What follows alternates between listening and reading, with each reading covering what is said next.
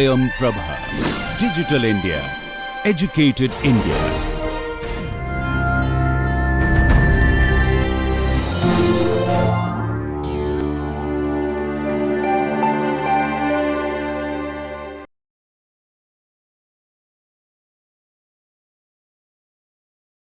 So we will continue our discussion on branch prediction. So last class we saw a 2-bit branch predictor, the way it works, and I also extended it into a 3-bit and n-bit, and we also stopped with one statement which was empirically proved statement saying that a 2-bit predictor works as good as a n-bit predictor. Okay. Now all the branch predictions that we have seen are basically local branch predictors.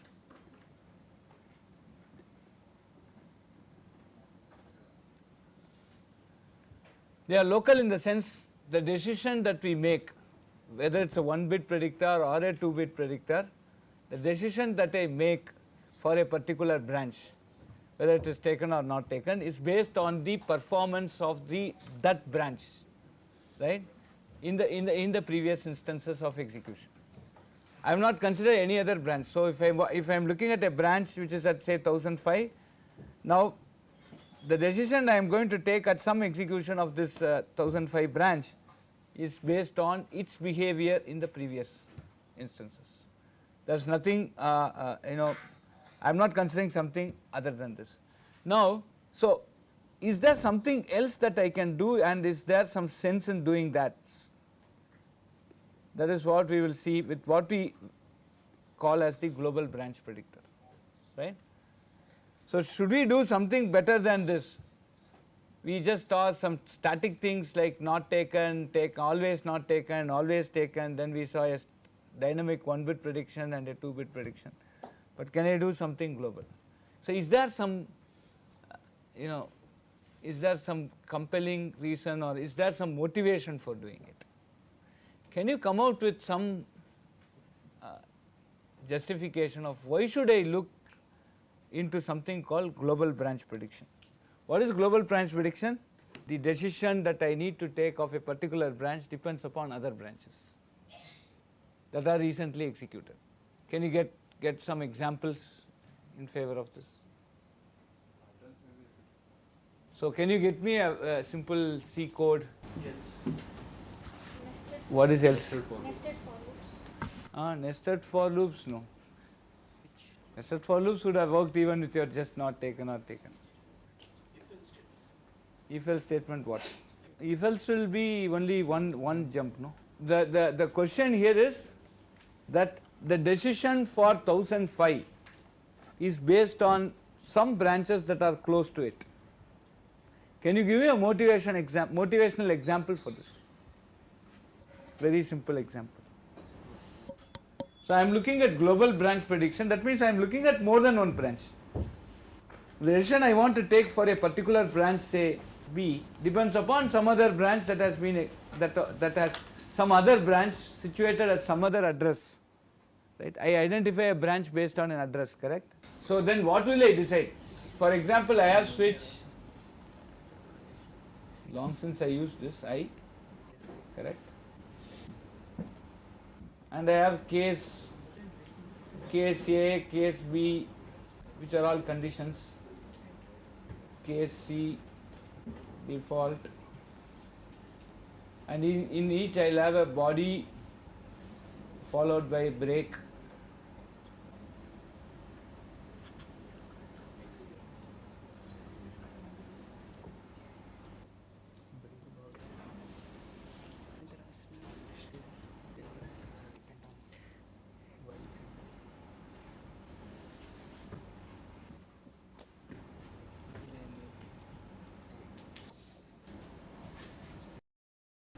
This is a switch case. So now can you tell me anything about this?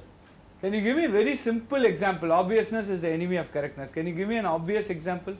Say suppose I have a branch for A, suppose I have a branch for B, C, etc. Suppose A is not taken, do you mean to say B will be surely taken?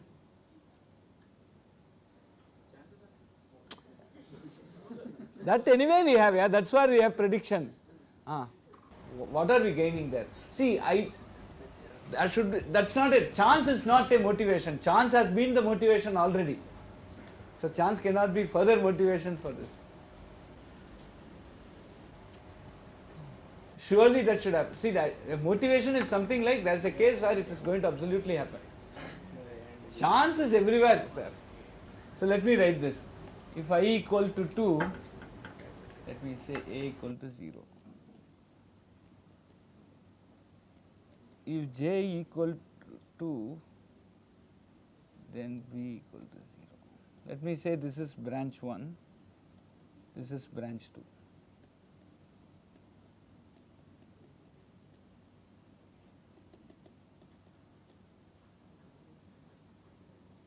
So, if B1 and B2, meaning this condition, let me call it, are true, then B3 is false, correct?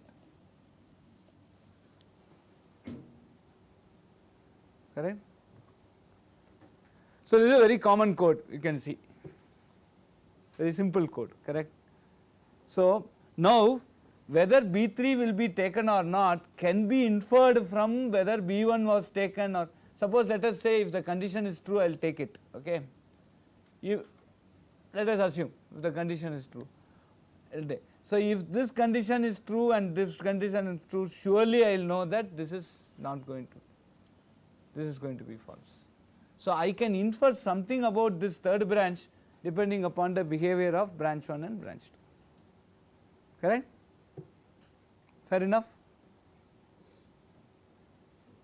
Okay. So, this is what we mean by a global branch prediction. Okay. So, there is a motivation for this, and this motivation will not come from your for, while and other structures, it actually comes from internal statements. So, if I have a 10 million times executing loop in which I have these 3 constructs, then it is worthwhile for me to now take this type of a correlation there. It is actually the logic that is inside the body of a loop which results in lot of conditional jump statements which can basically get some favor from this type of a global branch prediction. Okay. So, this is what this is one motivation, this you will see in all the books, this is one, slight variations of this can be there. So, this is one motivation for why I should look at branch prediction, global branch prediction, and this global branch prediction is a part of some if else structures inside a loop. It is, this global branch prediction may not be that useful or that hilarious if I am going to look at while loop, for loop or do while loops. Fair enough? Okay. Now, how do we infer a global branch predictor? How will I infer that this branch is going to be basically decided upon by previous branches? Can I look at a 1 million line code in which there are several if else statements, and there can I go and make this type of inferences? This is one story. The second story is how do we actually implement this in practice? These are all concepts of advanced computer architecture, right. So, you take the elective computer architecture, MTech elective if you want in your subsequent semesters, and there we can see how these things are constructed. So, what I am also trying to tell you, all of you, that what you can expect in a computer architecture course. Now, you have done computer organization architecture, BTech mein sab kuch kiya hai. Should I do something more on architecture? Yes, lot of things are there. So, you have an advanced course which will teach you much more, okay. So, keep that in mind. So, how do we construct the real architecture? How do I construct a real architecture which will handle global branch prediction? How do I even infer? Like somewhere I should do some pattern analysis and infer. So, these are all stories that I will leave for you. But even now we see there are very modern computer architectures still using static prediction, okay. So, the story that I have been telling and the story which I can take forward and talk more, right, on global branch prediction and etc., these are going to be something which are not so practical in life, okay. They are very good to be on paper, but zero on wafer, okay. It can be a very good iska, buska paper, but then if you actually try and implement it on the wafer, it goes for a toss. It will need another nuclear power substation to basically power this. So much things that just for a branch does not matter. Now the next question comes, how do we implement this prediction? So next, what should be the next immediate question that you need to answer? We have been answering this query. So when we did this memory aliasing for load store, right, what was it that, how did we conclude? How did we conclude? What was my last statement regarding memory aliasing? That it could be efficiently implemented, and that we used a content addressable memory which had only the number of locations in that content addressable memory was equal to the number of load store units, correct? And that is why we said that this can be implemented trivially, because we will have only 4 or 8 load store unit and having an 8 address cap. 8 address content addressable, 8 location based content addressable memory is very easy for us to implement. Now the story is, now I am having branches. How many branches will I have? I will have a lot of branches. It will not be 1, 2, 3 and all. It will be many. Now how do we implement this? How do I implement the branch target buffer? What is done is told. Now how do you implement it and why do you implement this? What, how, why, right? So how do you implement this branch target buffer? What is this branch target buffer? It was, the way I described this was, it is a content addressable memory. So what do? I just give the address and then find out whether it is a branch or not, and then I start making a prediction, okay. But in practice, how do I do this? Because I will have lots of branches, and if I am going to make a content addressable memory, say with 32, even 32 branches, I am gone. That will be a very huge hardware. So the way this is implemented is that you take the program counter actually has a 32-bit address, okay, if it is a 32-bit address. I will just take the first, it's say 6 or 8 bits, and I will take this 8 bits into index into this memory. So this is basically a RAM. Your CAM is implemented as a RAM in which the first 8 bits are used for, so this RAM will basically have 8 bits means 256, right. So 0 to 255, and I will use the first 8 bits to index into this, right, and here I will hold a tag of the remaining 24 bits, right, and then I will have the prediction bit.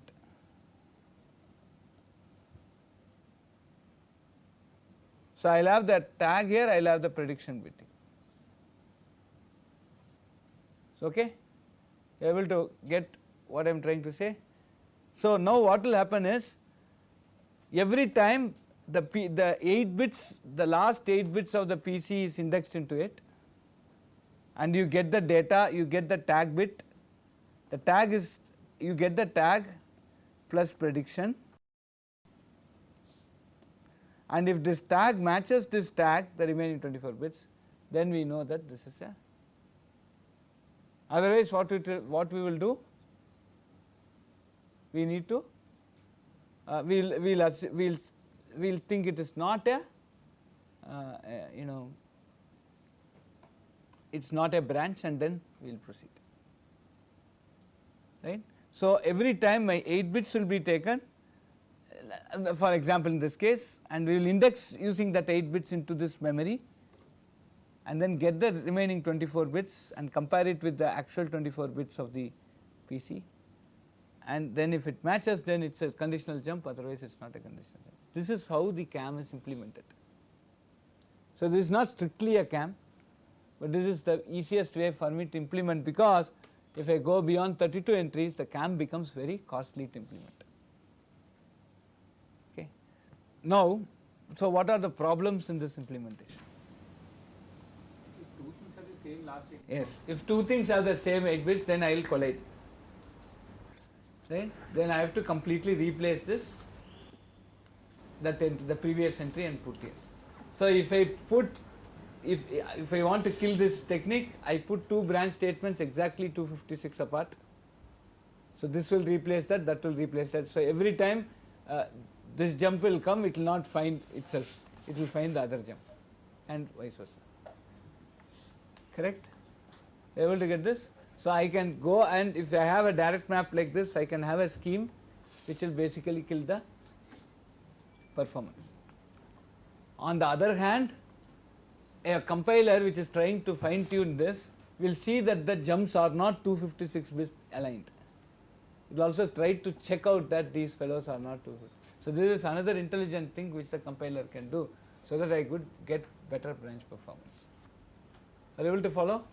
So the moment I make some restricted assumptions like this, I start hitting certain very interesting cases like this, right? So the compiler can see what is compiler optimization for an architecture. This is a very, very interesting, important question. We have talked of a couple of optimizations already, correct? Right? What was the optimization that we talked in the previous class?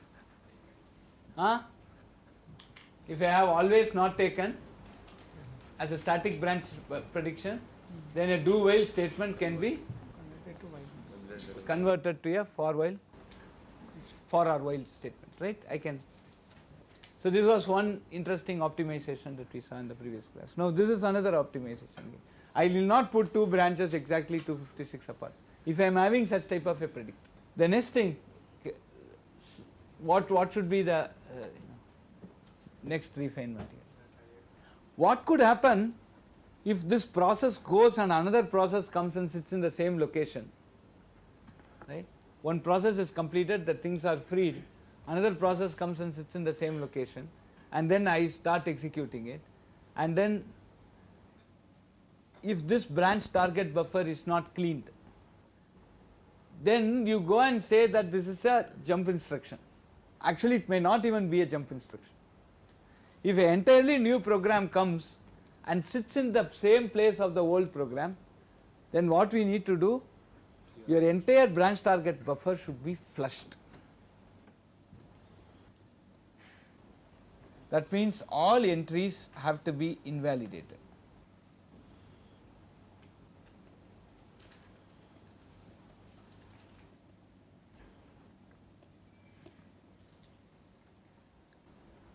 So what do you mean by invalidating the entry? Should I go and make all this as zeros? Can I go and make all the entries here as zeros? What is the need to flush it? Or what is the need to flush it? Because otherwise what will happen, some other instruction, it may be an add instruction that will be loaded in the same as the previous jump. But when we do loading, it automatically takes care of flushing. What takes care of what? We load an instruction. When I load an instruction, who is going to take care of adjusting the cam, right? See, previously in 1005 there was a jump instruction that got loaded as 1005 here with some prediction bit. Now I remove that code and I am putting some other code there. Operating system, that program completed, it is gone. Now I am putting some other code there, or I did some garbage collection and I moved that code above. There are different reasons for why a code should not stay in the same place. It can move, it can migrate, it can be pushed. When I do that type of a thing, what will happen? If I am not going to flush this BTB, then when some 1005 it can be some add instruction, that will be recognized as a jump, and for some stupid reason after add some other thing would be fetched rather than this.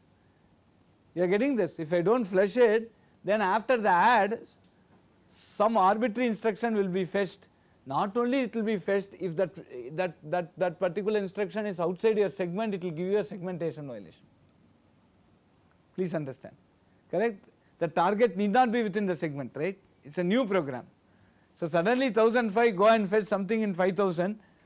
In the new program it's an add. So when after add you suddenly see it is going to some 5000 and it is creating a segment jump.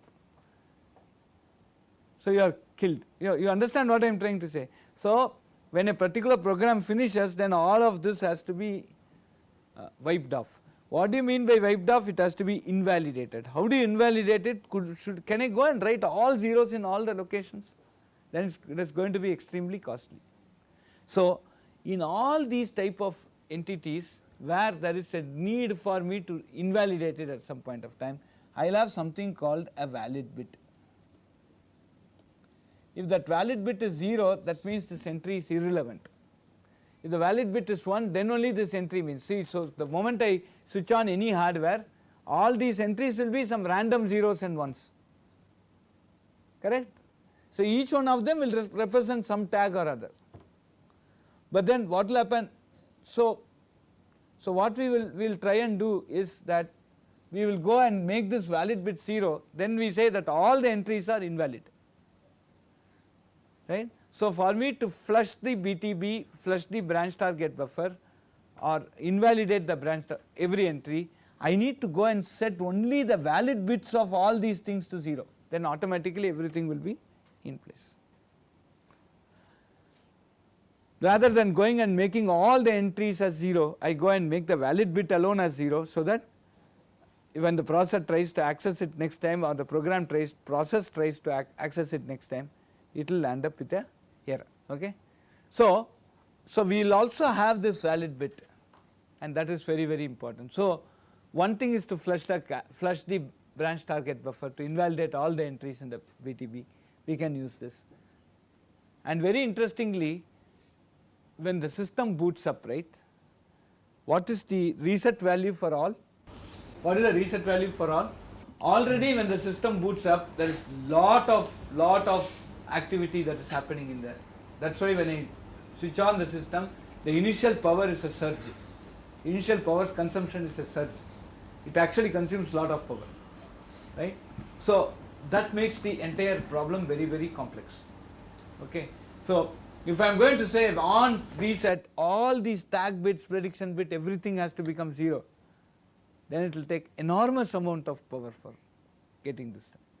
So what normally we need to do is, when I switch on the power, I do not want to invalidate the entire table, I will just go and make the valid bit for the entire table as 0. That is enough for me, as you see here. So I need not go and make all the tag bits, R bits, predict bits, everything 0. Rather than doing it, I can go and say, right, go and make this valid bit 0. That becomes very easy. And the reset pulse also should be a thug wire, because it is going to reset say some 500,000 transistors at one shot. So normally, right, the reset will be a tree, reset tree. So quickly we will reach each of these nodes and reset it. So the reset in this case, what do you mean by reset in this case? The reset in this case has to go and make this valid bit alone 0. So the amount of thugness the reset needs, that is reduced here considerably, because the reset is not responsible for going and erasing everything inside that RAM, but the reset will just go and make the valid bit. Once I know that the valid bit is 0, the entire other entries in the RAM in the branch target buffer becomes useless. The next thing that we want to see is called a tournament predictor. So this tournament predictor is an example of some sort of a machine learning that we do. So what happens for a particular branch, I will start with static prediction. Sometime when I see this is growing, we can make it as a dynamic prediction. So I can use 1 bit, 2 bit predictors, right.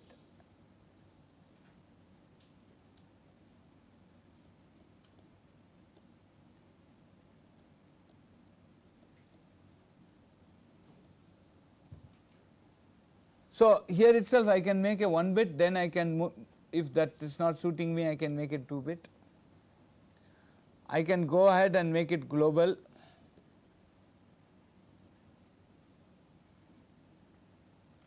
I can return back the same way, okay. So essentially I am trying to play a tournament here, and depending upon my status, depending upon the the type of game a branch is playing, the predictor also is adjusted to meet that game. So if it is a for do type of things, then it will meet it to always not taken type of thing. But if it is something beyond for, do, while, where I gave some examples, then some sort of global prediction can also happen. So the hardware decides for every address which stores a branch, it will decide for every such branch based on that addresses. It will find out which mechanism of the available things will suit that particular branch. And so when I go in for that particular branch, when I am trying to predict, I will use that mechanism. Like if a particular branch has to be evaluated globally, then I go to the global predictor, otherwise I can do it on the normal. Right. So this is the basis of what we call as tournament prediction. Okay. Okay. So the last bit is, of course, what we yesterday called the zero cycle instruction, which is nothing but the unconditional jump.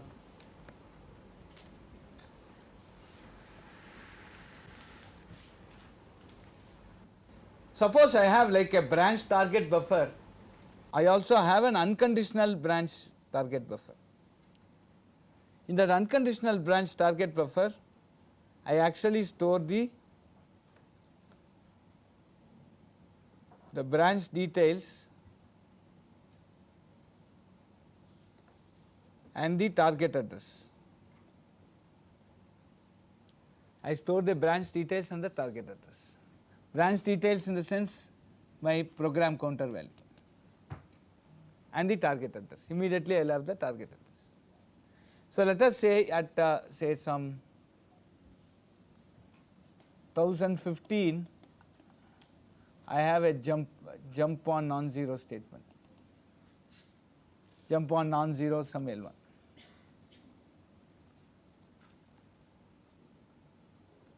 Okay. Now what I will store here, so I will store here 1015, I will say if it is non-zero and then the target address is L1. Now what happens whenever this instruction is executed the second time, 1015 is given to the branch target buffer, and that fellow will tell you whether it should be taken or not taken, etc. So this particular table is for conditional jumps. Now I could have another table for unconditional jump which says, say in 1020 I have just jump, just jump. This is an unconditional jump. So I can now say that 1020 and this is the target address, say L1. So how do I execute the instruction? I fetch an instruction plus increment PC, correct? This PC will now point to the next instruction. Okay. Now what will happen is, when I fetch an instruction, say let me say I have fetched the instruction at 1019, then I increment PC, it becomes 1020. The moment I increment PC, I will go and give it to this table. This table will, I will go and give it, I will just go and check this table. The moment I increment PC, currently I am going to execute 1019, so I have fetched instruction from 1019 and I increment PC. The moment I increment PC, it will go here, and here it will find 1020, right. So 1020 is it will also find L1, what is the target address. Okay. So at the end of the moment I increment PC and I find this, instead of loading L1, instead of loading anything, I will go and load PC with L1. So the next instruction that will come, right, will be L1, will be the one in L1. So when I am trying to execute 1019, after I finish 1019 I increment my PC. Once I increment the PC, in that cycle itself I will go and check whether the PC is stored there. It is not stored here. So 1019 I am executing, after 1019 I increment PC 1020, I go and check here, yeah, 1020 is loaded. I am not even fetched 1020. What I will fetch is the instruction at L1. I will not even fetch 1020. I am executing 1019, I have fetched 1019. Now I increment the PC, that became 1020. I now go and ask that fellow, is 1020 stored? He says yes, then I know for sure it's an unconditional jump. I will say then give the target address, he returns back L1. So the next that I am going to load will be the instruction at L1. So this 1020 wala never even executed or never even fetched into the system, and that is why we call this unconditional jump as a 0 cycle instruction, because it has executed. The unconditional jump has actually taken place, but what has happened? It never executed, correct? Because L1 was not even fetched. Without even fetching L1, the without even fetching this jump L1, which is there in 1020, I have finished the execution of it, correct? Let me just very quickly explain. 1019 I am executing. At that time I increment the PC, it became 1020. The moment I increment, I give to this fellow, and if he has an entry corresponding to that address, he will tell me what is the target address. That target address L1 I load. So the next, so PC was holding 1019, the next thing it will hold is going to be, the L1 address. So PC will never point to 1020 at all, right? So that means this instruction, this jump instruction never came in and got executed at all. It was just at the periphery level. So this type of jump execution of, not every jump can be done in 0 cycle. The execution of this particular instances where the unconditional jump can be done in 0 cycle, because jump I did not even fetch that jump into my system, but the effect of its execution is already got it. Are you able to follow? So this is a notion of what we call as a 0 cycle instruction. Thanks.